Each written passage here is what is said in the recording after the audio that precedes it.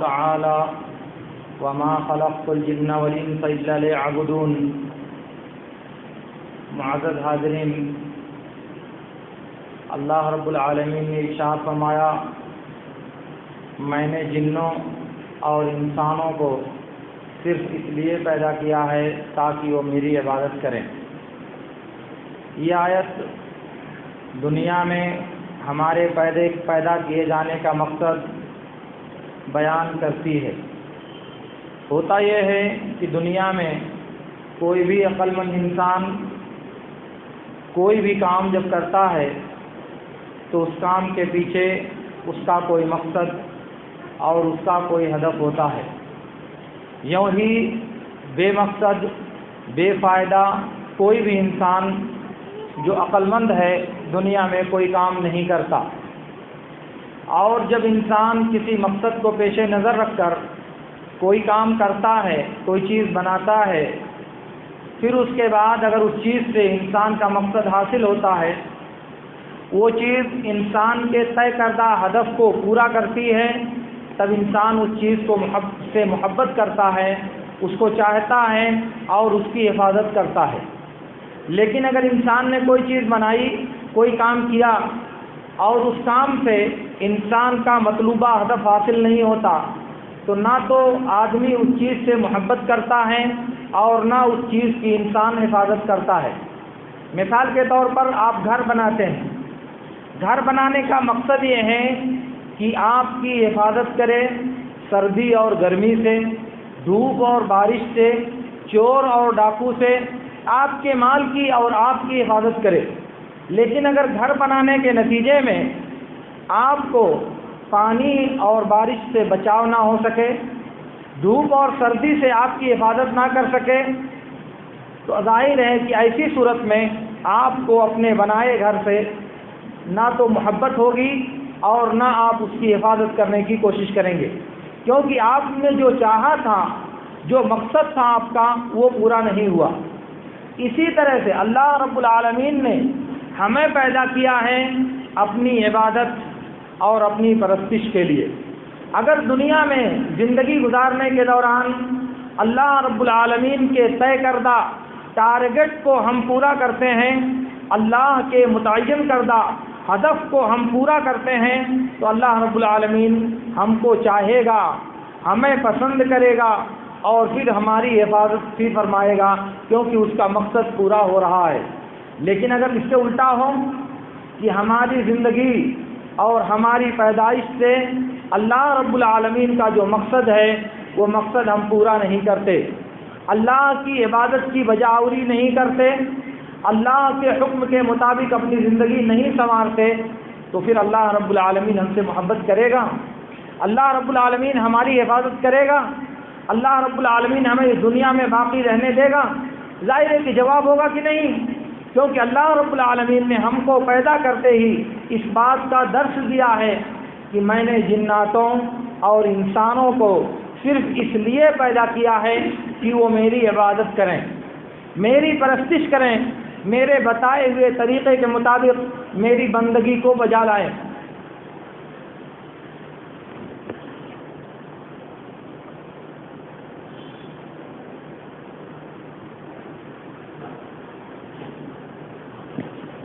اللہ رب العالمین نے ہم کو اس لیے پیدا کیا ہے کہ ہم اللہ رب العالمین کی عبادت اور اس کی بندگی کو بجا لائیں۔ لیکن اگر ہم ایسا نہیں کرتے تو دنیا میں ہمارے برپا کیے جانے کا جو مقصد ہے وہ مقصد پورا نہیں ہوگا۔ اللہ نے ہمارے پیدائش کا جو ٹارگٹ طے کیا ہے وہ ٹارگٹ حاصل نہیں ہوگا۔ نتیجہ یہ ہوگا کہ اللہ رب العالمین کو نہ ہماری فکر ہوگی، نہ ہم سے محبت ہوگی اور نہ وہ ہماری حفاظت کرے گا۔ کیوں؟ اس لیے کہ دنیا میں جو انسان کوئی چیز بناتا ہے، کوئی عمل کرتا ہے، جب اس چیز کے ذریعہ اس کا مقصد پورا ہوتا ہے تبھی انسان اس چیز کو مزید باقی رہنے دیتا ہے اور دنوں تک اس کی حفاظت کرتا ہے۔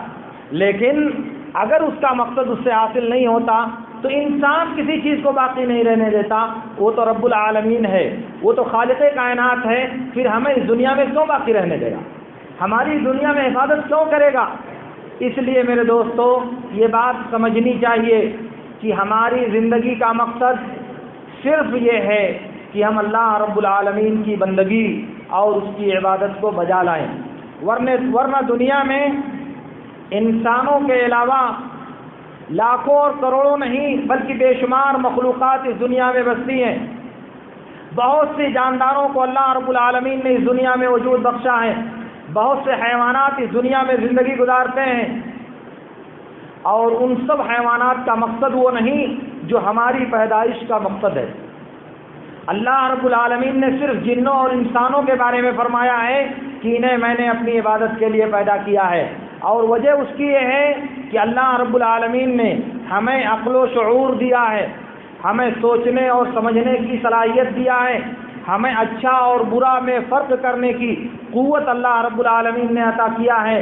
اگر ہم اس عقل کا استعمال کر کے اچھائی اور برائی، بھلائی اور شر کے درمیان فرق کر لیں تو اللہ رب العالمین نے اسی مقصد کے لیے ہم کو یہ عقل دیا ہے، یہ شعور دیا ہے، یہ سینس دیا ہے، یہ ادراک دیا ہے، جبکہ دوسرے حیوانوں کو، دوسرے جانداروں کو اللہ رب العالمین نے یہ قوت نہیں دی، اس لیے وہ اچھائی اور برائی کے درمیان فرق نہیں کر سکتے، اسی لیے ان کو اللہ رب العالمین نے جزا اور سزا سے الگ رکھا ہے۔ ان کے لیے جنت اور جہنم اللہ رب العالمین نے نہیں بنائی، وہ اللہ رب العالمین نے ہمارے لیے بنائی ہے۔ اس لیے میرے دوستوں، ہماری پیدائش کا مقصد اللہ رب العالمین کی عبادت اور اس کی بندگی ہے۔ یہ بات واضح رہنی چاہیے کہ اللہ رب العالمین نے ہمیں اس دنیا میں جو پیدا کیا ہے وہ اگر اپنی بندگی کے لیے پیدا کیا ہے تو عبادت اور بندگی ہماری فطرت میں اس نے داخل کر دیا ہے، یعنی پیدائشی طور پر ہر انسان عبادت کرنے والا عابد پیدا کیا گیا ہے۔ ہر انسان اپنے نیچر کے اعتبار سے اس بات پر مجبور ہے کہ وہ عبادت کرے۔ ہر قوم، ہر فرد، ہر آدمی اپنی پیدائش، اپنی خلقت کے اعتبار سے اللہ رب العالمین نے اسے عبادت کرنے والا پیدا کیا ہے۔ تو جب عبادت ہماری فطرت میں ہے، ہم مجبور ہیں عبادت کرنے کے لیے، تو پھر اللہ رب العالمین نے کیوں کہا کہ ہم نے انسانوں اور جناتوں کو اپنی عبادت کے لیے پیدا کیا ہے؟ ہم نے انسان اور جن کو اس دنیا میں وجود بخشا ہے تاکہ وہ میری عبادت کریں، اور عبادت کا عنصر اور عبادت کی صلاحیت اللہ رب العالمین نے ہمیں پیدا کرتے ہی ہماری فطرت میں رکھ دیا ہے، مجبور ہیں ہم عبادت کرنے کے لیے۔ پھر کیا فائدہ ہوا؟ یہ بات ہمارے اور آپ کے غور کرنے کی ہے۔ آپ دیکھیں کہ دنیا کی تمام قومیں، جو بھی دنیا میں قومیں، ملتیں اور مذاہب پائے جاتے ہیں، وہ سب کے سب اللہ کی عبادت کرتے ہیں۔ ہندو مت، یہودیت، نصرانیت، جین مت، بدھ مت، جتنے مت ہیں سب کے سب اللہ رب العالمین کی عبادت کرتے ہیں۔ اللہ تک پہنچنے کا راستہ وہ اپنی عقل کے اعتبار سے یا اپنے بزرگوں کی رہنمائی کے اعتبار سے یا اپنی مقدس کتابوں کے اعتبار سے متعین کرنے کی کوشش کرتے ہیں، وہ کرتے ہیں عبادت، لیکن کیا اللہ رب العالمین کو وہ تمام عبادتیں مطلوب ہیں؟ ظاہر ہے کہ نہیں۔ کیوں؟ اس لیے کہ اللہ رب العالمین نے ارشاد فرمایا وَمَا أَرْسَلْنَا مِن رَّسُولٍ إِلَّا لِيُطَاعَ بِإِذْنِ اللَّهِ، ہم نے اس روئے زمین پر جتنے پیغمبر بھیجے وہ صرف اس لیے بھیجے ہیں تاکہ اللہ کی اجازت سے ان کی اطاعت کی جائے، اللہ کی مرضی سے ان کا حکم اور ان کی اطاعت کی جائے۔ یہ اللہ رب العالمین نے وضاحت کیا ہے۔ اس کا مطلب یہ ہوا کہ اللہ رب العالمین ہم سے عبادت تو چاہتا ہے لیکن ہماری اپنی مرضی کے مطابق عبادت نہیں چاہتا، ہم سے چاہتا ہے اپنی بندگی لیکن ہمارے اپنے دماغ کے اعتبار سے نہیں، ہماری اپنی آسانی کے اعتبار سے نہیں، ہمارے اپنی چاہت کے اعتبار سے نہیں، ہماری اپنی خواہش کے اعتبار سے نہیں، ہمارے اپنے رسم و رواج کے اعتبار سے نہیں، ہمارے اپنے خاندانی طور طریقے کے اعتبار سے نہیں، اور نہ ہی ہمارے باپ دادا کا جو پرانا طریقہ چلا رہا ہے اس کے اعتبار سے، ان میں سے کسی بھی اعتبار سے اللہ رب العالمین اپنی عبادت نہیں چاہتا۔ وہ عبادت چاہتا ہے اپنی، بندگی چاہتا ہے اپنی، پرستش چاہتا ہے اپنے انبیاء کے بتائے ہوئے طریقے کے مطابق۔ اپنے انبیاء کے ذریعہ اس نے عبادت اور بندگی کا جو طرز سکھایا ہے، جو انداز ہم کو سکھایا ہے، وہی اللہ رب العالمین ہم سے چاہتا ہے۔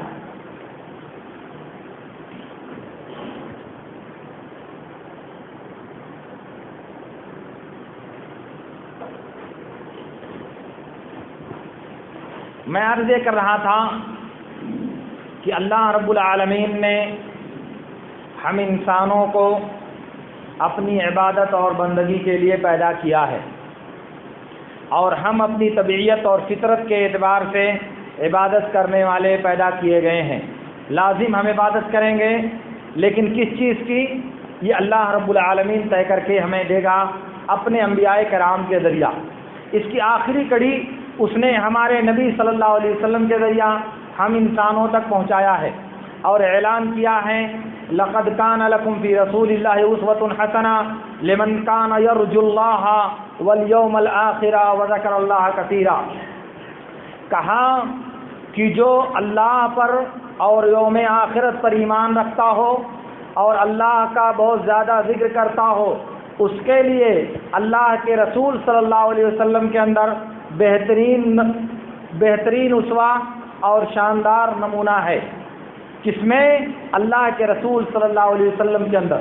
نمونہ اور اسوہ بنانے کا مطلب یہ ہوتا ہے کہ زندگی کے ہر موڑ پر، زندگی کے ہر راستے میں، زندگی گزارنے کے تمام معاملات میں انسان کوئی کام کرنا چاہتا ہے، کوئی عمل کرنا چاہتا ہے، کوئی طریقہ اختیار کرنا چاہتا ہے، تو اس موڑ پر وہ نبی صلی اللہ علیہ وسلم کا اسوہ اور وہ نمونہ تلاش کرے کہ اس میں جو مجھے کرنا ہے اس میں آئیڈیا کیا ہے، طریقہ کیا ہے، نبی صلی اللہ علیہ وسلم نے اس بارے میں رہنمائی کیا ہے، اور کون سا طریقہ ہم کو سکھایا ہے جس کی روشنی میں ہم اس موڑ پر اور زندگی کے اس میدان میں عمل کر کے اللہ رب العالمین کی بندگی کر سکیں، اللہ کی رضامندی حاصل کر سکیں۔ ورنہ میرے دوستو، دنیا میں نے کہا ہر انسان فطری طور پر عبادت کرتا ہے، لیکن ہر آدمی اپنے اپنے انداز میں عبادت کرتا ہے، اور انہی اپنے انداز میں عبادت کرنے والوں کو اللہ رب العالمین نے ارشاد فرمایا، افرأیت من اتخذ الہہ ہواہ، کیا آپ نے ایسے انسان کو نہیں دیکھا جس نے اپنی خواہشات کو اپنا معبود بنا لیا ہو، جو اپنی نفسانی خواہشات کی پرستش کرتا ہو، نفس جو کہتا ہے، دل جو چاہتا ہے، اس کے مطابق اپنی زندگی گزارنے کی کوشش کرتا ہے، اپنی خواہشات نفسانی کے مطابق اپنی زندگی کو گزارنے کی کوشش کرتا ہے۔ اب آپ بتائیں، اگر آپ کسی انسان سے دنیا میں پوچھیں کہ تمہارا معبود کون ہے، تم اپنی خواہشات کو اپنا معبود بنائے ہو، تم اپنے نفسانی چاہتوں کو اپنا رب تم نے بنا لیا ہے، تو ظاہر ہے کوئی آدمی اس کا اقرار نہیں کرے گا۔ دنیا میں کوئی پاگل آدمی بھی یہ نہیں کہے گا کہ میں نے اپنی خواہشات کو اپنا رب بنا لیا ہے، یا میں اپنی خواہشات کو اپنا معبود میں نے بنا لیا ہے، کوئی نہیں کہے گا۔ مگر اللہ رب العالمین کہہ رہا ہے کہ ایسے لوگ اس دنیا میں پائے جاتے ہیں جو اپنی خواہشات کو اپنا معبود بناتے ہیں۔ وہ کون لوگ ہیں میرے دوستو؟ وہ کون لوگ ہیں؟ کبھی آپ سنجیدگی سے غور کیجئے گا تو آپ کو معلوم ہوگا کہ اپنی خواہشات کو اپنا رب بنانے والے، اپنا معبود بنانے والے وہ لوگ ہیں جو اپنی مرضی کے مطابق، اپنی چاہت کے مطابق، اپنی آسانی کے مطابق، اپنی خواہش کے مطابق اللہ کی بندگی کرنا چاہتے ہیں، اپنی مرضی کے مطابق اللہ کی عبادت کرنا چاہتے ہیں۔ وہ مسجد میں آتے ہیں نماز پڑھنے کے لیے، تو نماز پڑھنا کس کے لیے آتے ہیں؟ اللہ کے لیے نماز پڑھنے کے لیے آتے ہیں، مگر جب کھڑے ہوں گے تو اپنی مرضی کے مطابق پیر پھیلا کر کے، بغل والے کو دور کر کے، ادھر والے کو دور کر کے آرام سے کھڑے ہوئے، ایسا لگتا ہے کہ وہ نماز کے لیے نہیں کھڑے ہوئے، آرام کرنے کے لیے کھڑے ہوئے ہیں۔ نہ ان کا کندھا ملتا ہے، نہ ان کے پیر ملتے ہیں۔ وہ کس کے لیے نماز پڑھتے ہیں؟ کہتے ہیں کندھے سے کندھا ملانے سے تکلیف ہوتی ہے، پریشانی ہوتی ہے، قدم سے قدم ملا کر کھڑے ہونے میں تکلیف ہوتی ہے۔ تو کس نے کہا یہ تکلیف اٹھانے کو؟ اس لیے ہم تکلیف نہیں اٹھائیں گے۔ کس کی عبادت ہوئی؟ اللہ کی یا ہماری خواہش کی؟ کس کی پرستش ہوئی؟ نماز کس کے مطابق پڑھی جائے گی؟ اللہ کے نبی صلی اللہ علیہ وسلم نے کہا کہ جو آدمی سورہ فاتحہ نہیں پڑھتا اس کی نماز نہیں ہوتی. امام کے پیچھے کھڑے ہیں چپ چاپ سورہ فاتحہ نہیں پڑھتے. نماز کس کی مرضی کے مطابق ہوئی؟ ہماری اپنی خواہشات کے، ہمارے باپ دادا کے طریقے کے، ہماری اپنی مرضی کے، یا اللہ رب العالمین کی مرضی کے مطابق ہوئی؟ نماز تو نماز ہے. اللہ نے اپنے پیغمبر کے ذریعے اس کا ایک پورا طریقہ سکھایا ہے. نبی صلی اللہ علیہ وسلم سے زندگی میں کبھی بھی ایک مرتبہ بھی کہیں ایسی جگہ نماز پڑھنا ثابت نہیں ہے جہاں دیوار سے اور آپ کے درمیان 3 ہاتھ سے زیادہ کا فاصلہ ہو.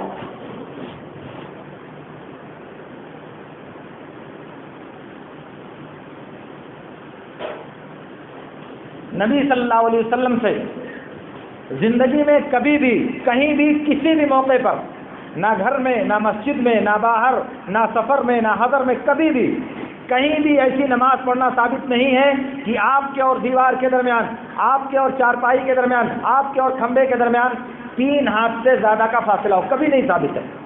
صحیح بخاری کی روایت میں ہے، سہل بن سعد ساعدی رضی اللہ تعالیٰ عنہ کہتے ہیں کہ اللہ کے نبی صلی اللہ علیہ وسلم کی سجدہ گاہ اور دیوار کے درمیان بکری گزرنے کا فاصلہ ہوتا تھا.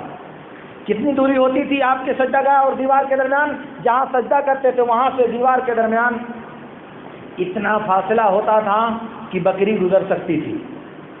یہ صحیح بخاری کی روایت میں ہے. صحیح بخاری کی ایک دوسری روایت میں ہے کہ اللہ کے رسول صلی اللہ علیہ وسلم ایک دن خانہ کعبہ میں داخل ہوئے. نبی صلی اللہ علیہ وسلم، بلال اور عثمان بن طلحہ حجبی اور اسامہ بن زید داخل ہوئے. خانہ کعبہ میں داخل ہوئے، اندر سے دروازہ بند کر لیا. یہ لوگ داخل ہوئے اور اندر سے دروازہ بند کر لیا. اس کے بعد جیسے ہی باہر نکلے، عبداللہ بن عمر دوڑتے ہوئے بلال کے پاس آئے کہ اللہ کے رسول نے خانہ کعبہ میں کیا کیا؟ تو انہوں نے بتایا کہ آپ داخل ہوئے، میں داخل ہوا، عثمان بن طلحہ حجبی داخل ہوئے، اسامہ بن زید داخل ہوئے. اس کے بعد اندر سے دروازہ بند کر لیا گیا. پھر نبی صلی اللہ علیہ وسلم آگے بڑھے، 2 ستونوں کو اپنے دائیں جانب کیا اور 3 ستونوں کو اپنے بائیں جانب کیا اور آگے بڑھے، یہاں تک کہ آپ کے اور دیوار کے درمیان 3 ہاتھ کا فاصلہ تھا. اور اس کے بعد آپ نے وہاں کھڑے ہو کر 2 رکعت نماز پڑھی. نبی صلی اللہ علیہ وسلم خانہ کعبہ کے دروازے سے داخل ہوئے، وہیں کھڑے ہو کر نماز پڑھتے. دروازہ بند ہے، کون گزرے گا آپ کے سامنے سے؟ دروازہ اندر سے بند کر دیا گیا ہے، کوئی آدمی داخل نہیں ہو سکتا، کوئی جانور اندر آ نہیں سکتا. نبی صلی اللہ علیہ وسلم نے وہاں نماز پڑھنا پسند نہیں کیا. نماز پڑھنے کے لیے آپ دیوار کے پاس آئے، کعبے کی پچھمی دیوار کے پاس آئے اور وہاں اس کے قریب کھڑے ہو کر آپ نے نماز پڑھی. اور ہم لوگ 2ری، 3ری اور 4تھی صف میں کھڑے ہو کر سنت پڑھتے ہیں. سامنے کچھ بھی نہیں ہے، دیوار کا آپ کے درمیان 10 ہاتھوں کا فاصلہ ہے، آپ کے اور کھمبے کے درمیان 6 ہاتھ کا فاصلہ ہے، 10 ہاتھ کا فاصلہ ہے. کس کے طریقے کے مطابق یہ نماز ہوگی میرے دوستو؟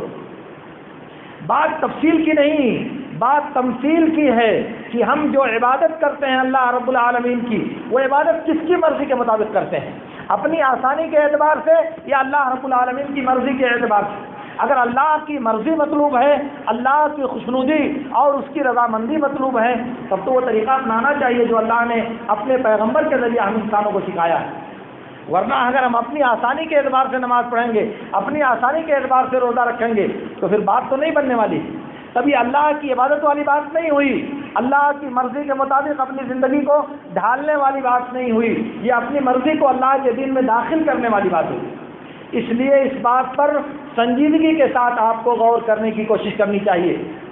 اور آپ سن لیں،